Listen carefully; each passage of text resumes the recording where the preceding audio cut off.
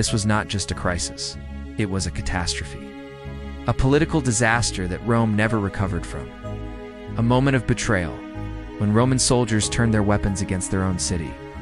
For centuries, one rule stood above all others. No Roman general could bring an army into Rome. That rule protected the Republic. That rule protected freedom. Then one man broke it. His name was Lucius Cornelius Sulla.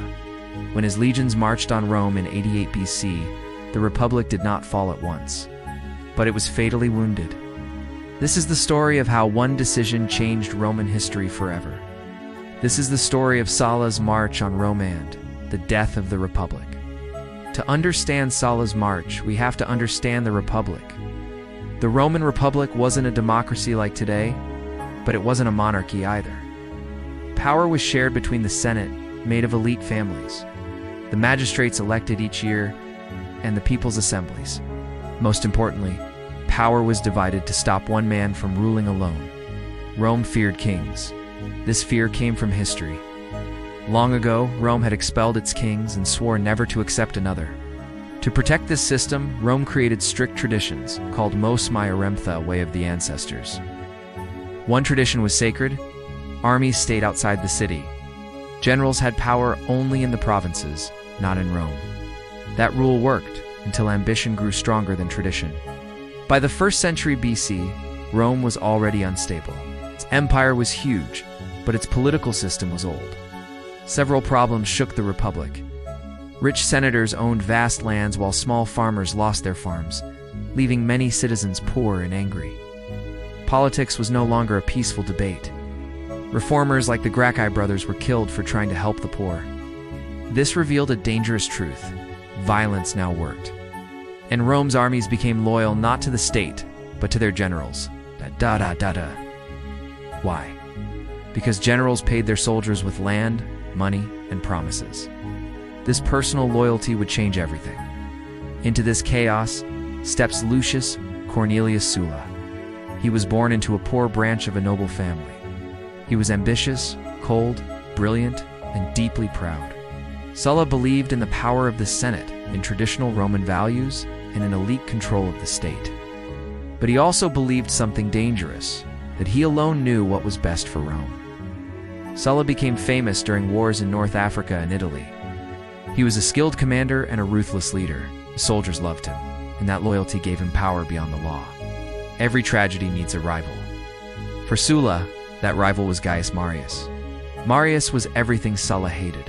A new man without a noble family, popular with the people, a reformer who challenged the Senate. Marius had already changed Rome by reforming the army, allowing poor men to join. This helped Rome win wars, but it made soldiers loyal to their generals, not the state. Sulla and Marius once worked together, but ambition turned these allies into enemies. Their rivalry would tear Rome apart. In 88 BC, Rome faced a major threat. King Mithridates, the sixth of Pontus, was slaughtering Romans in the east. Thousands died. Rome needed a strong general. The Senate chose Sulla. This was the highest honor of his career.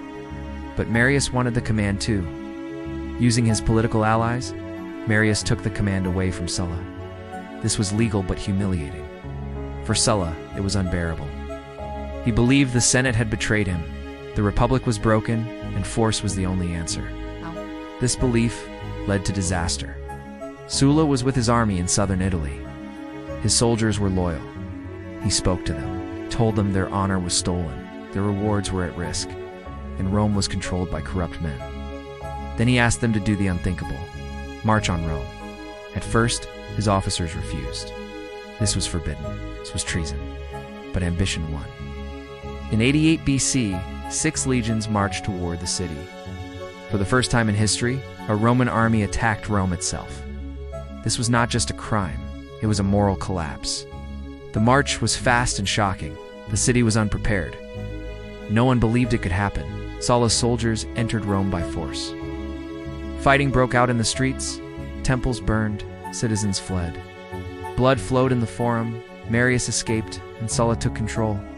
He declared his enemies traitors and restored his own command. Then, incredibly, he left Rome. He marched east to fight Mithridates. But the damage was done. Many people believe Sulla marched on Rome to save the Republic. This is a myth. The truth is much darker. Sulla did not save the Republic. He proved that power came from armies, not laws. After Sulla, every ambitious general knew the lesson. If you have soldiers, you can take Rome. This lesson would destroy the Republic. Once Sulla left, chaos returned. Marius came back. Revenge followed. Executions filled the city. Politics became war. Rome was trapped in a cycle. One faction used violence, and the other answered with more violence. The Republic no longer solved conflict with law. Only force mattered. Years later, Sulla returned victorious. Again, he marched on Rome. Again, no one could stop him. This time, Sulla took absolute power. He became dictator without time limits. He published lists of enemies called prescriptions. Anyone on the list could be killed, their property taken. Thousands died. Fear ruled Rome. Sulla claimed this terror was necessary, said he was restoring the Republic. But what kind of republic needs mass murder to survive? So how did Sulla kill the Republic? First, he broke the sacred rules. By marching on Rome, he showed that laws could be ignored. Second, he used fear as a policy. Prescriptions taught Romans that politics meant death. Third, he centralized power. Dictatorship became acceptable again. Finally, he set a precedent. Future leaders would copy him. Sulla retired and died peacefully, but his example lived on. Why was this the point of no return? Because after Sulla, no law felt sacred, no institution felt safe, and no compromise felt possible. Later figures like Pompey, Crassus, and Julius Caesar followed Sulla's path. Caesar's crossing of the Rubicon was not new. Sulla had already shown the way. The Republic was already dying. Caesar only finished it. The impact was felt across the Roman world. In Rome, violence was normalized, the Senate was weakened, and fear replaced trust. Italy, veterans were settled on confiscated land, disrupting local communities. In the provinces, governors ruled like kings, their armies loyal only to them. The Republic became an empire in all but name. Sulla believed he was Rome's savior. History disagrees. His march on Rome was a catastrophe, a betrayal, and a disaster for Republican rule. He did not destroy the Republic alone, but he made its survival impossible. The Republic did not die in one moment, but it began dying when Roman soldiers marched against their own city. And we want to ask you, was Sulla a villain or a product of a broken system? Could the Roman Republic have survived without violence, or was collapse inevitable? Share your thoughts in the comments. If you enjoyed this documentary, please like the video to support the channel. Share it with anyone interested in Roman history. Subscribe for more powerful stories from the ancient world. Because history does not just tell us what happened, it warns us about what can happen again.